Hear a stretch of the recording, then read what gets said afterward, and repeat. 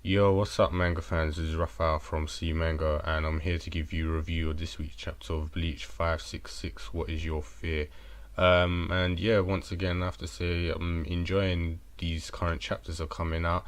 Last week was a brilliant chapter. The reveal and all that information we were given was just great. It was such a dark, like ominous, you know, reveal backstory and changed the whole plot of this arc and the war. Like basically, the whole war is a lie. That was a brilliant reveal, and this is why I said that this is one of the reasons why I still read Bleach, because as much as Kubo's got his flaws, like his pacing and stuff, he does have his strong points, and chapters like last week was the reason why.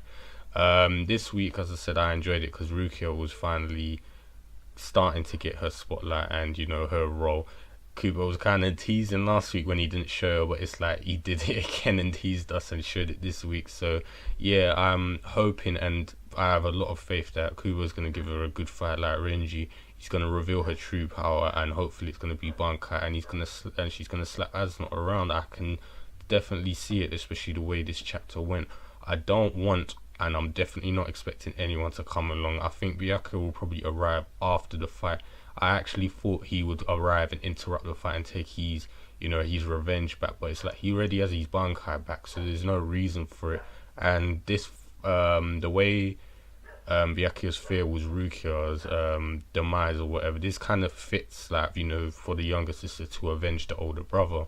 So hopefully, Kubo does a really good job of this, and I hope it's not too long like the mask thing, because the whole drawing out mask beating up everyone, then Renji came along and even that was a bit drawn out, like he just wouldn't die.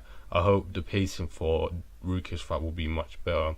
But along with the seriousness of this chapter, there was also some quite funny parts, as in Renji's part at the beginning when he was sleeping, he was dreaming his flashback of him and Rukia descending to Serete, and he's remembering the plan she said, and he was basically blunt and silly, like Ichigo, straightforward, go charging, head in and beat everyone. And she's like, well, yeah, but it's not that. Remember, the plan was go down, beat a Sternritter, and then go into hiding and rest, and so on and so forth, because they're going straight into the Hell's Mouth, right in the center of where the enemy battlefield is. So they're going to be outnumbered regardless of their increased power up and strength. So yeah, it was a very good and common sense plan. Kill one, go and rest and hide. Pick them off one at a time. But unfortunately for Renji, when he woke up, it's revealed that Stern was watching him, and all this time he believed that Renji was bluffing, to trap him, like he was trying to set a trap for Nana. So he was just sitting there watching, thinking, oh, I'm not gonna fall for this trap. Then he realizes Renji was actually, asleep, and he's going off to find the next Stern Ritter. And I'm just thinking he must have felt a fool. It's just like he even said, "Is this guy serious? Would he sleep in the enemy's, territory?" Which is true, because it's now their territory, the whole Serete. And then Renji's just found a spot to go and chill, and he's just fallen asleep. And I said it's quite hilarious that no fell for that. But in all seriousness as well, the last line he said, which was quite interesting, was when he said, "I've never watched anyone this long before," and this kind of made me think Kubo was overshadowing Nanana's Stern letter ability, which is you, and that you might be for understanding. In my opinion, that's what it stands for, because he said, "I've never watched anyone before.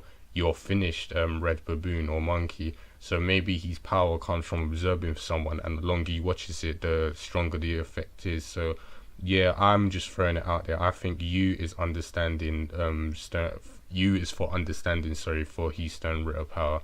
And if I'm wrong, I'm wrong, but it seems to make sense to me. And he seems to think he's got a one-up on Renji, but I think Renji's going to slap him about. But we'll see what that U power is actually for. So yeah, Rukia's parts were, as I said, straightforward. She mentioned that she can't sense any Ryatsu of the Gote 13 or the Quincy, so the only one she managed to find was Asane, Unohana's vice captain. She gave, the wounded that she was carrying, the visors and the vice captains, to be healed, so luckily they're fine.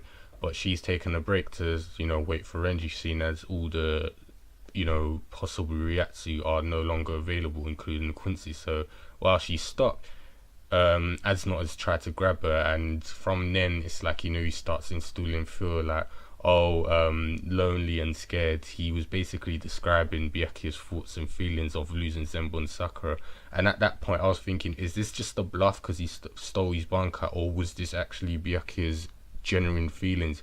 And I could imagine, like, he was impulsive as a child and, very open with his emotions. So maybe Byakuya, behind that stoic, facade face which the Kuchikes are trained to hold on, maybe he really was depressed, scared and lonely without his Zanpakuto spirit. You can imagine he's lost it, he doesn't know what to do, and then he sees a picture of Rukia all rotten. That just sent him in complete fear and just, ruined him. So yeah, I kind of do believe that's how Byakuya was feeling, but this didn't work on Rukia trying to, instill fear in him, and if anything, it just peed her off, because she's like, she knew that he was As Nödt, the person who stole Byakuya's bankai, and she means business. And obviously As Nödt, vice versa, knows who Rukia is, Byakuya's younger brother, even taunting and goading, where is he? Maybe if I kill you, he'll arrive. And she's like, no chance. So he fires off those horns. We see they apparently, whatever they touch turns kind of like, there's this black aura or mist, and that apparently is fear. Some of them are coming towards Rukia, and she tries to, use ice to deflect it, but it doesn't work, as Nödt says, which obviously wouldn't work because, fear isn't, a physical thing, it's more of an emotional manifestation of it. And so apparently it overcomes Rukia. We see a shocked panel of her, but it doesn't apparently work too much. Like, As Nödt's gloating, thinking, yep, you're stuck solid, this is fear. And she's like, this is fear, her. And it's like, well, it's, not really much. It's like, the question is, what do you fear, As Nödt? It's like, do you fear something that is incapable of fear? So basically saying, do you fear finding someone who's fearless, who has no worry about fear? And yeah, that's kind of screwed him up. And while I do think most of what Rukia is saying isn't completely a bluff, I think some of it is a bluff. I don't think she's fearless. No one can be completely fearless. Even someone like Ichigo is not fearless. But the fact is, I think she had the courage to overcome the fear. She must have, whatever the fear was, she's got a taste of it, and she had the courage to overcome it. So yeah, she was initially scared, but I got to deal with this, overcame it, and this training most likely made her even more mentally stronger. So I wonder what the fear actually was. It could have been, losing her friends, losing her brother, the Quincy's winning, or her guilt of her kind from time ago, or just losing her brother, Ichigo, Renji, whoever, something like that. It probably, in my opinion, might be Byakuya related, seeing as this is kind of a siblings issue with As Nödt being part of it. So maybe it was like she's scared of losing her big brother, the same as Byakuya was scared of losing his younger sister. I could see it, something like that. And yeah, I think Rukia's definitely probably one of the best people to be in this fight, because in the past we've seen she's not the strongest character physically or fighting ability, but mentally she's one of the best people when it comes to mental games and strength. She's helped Ichigo a lot in the past by giving him faith and making him overcome his fears, so obviously she's got to have that kind of strength for herself. So I'm guessing, yeah, this fear ability isn't going to work for her because she has enough courage and determination and mental steel to overcome that. So, I mean, a lot of her fights had to do with mental strength rather than physical strength, and that's what made her survive.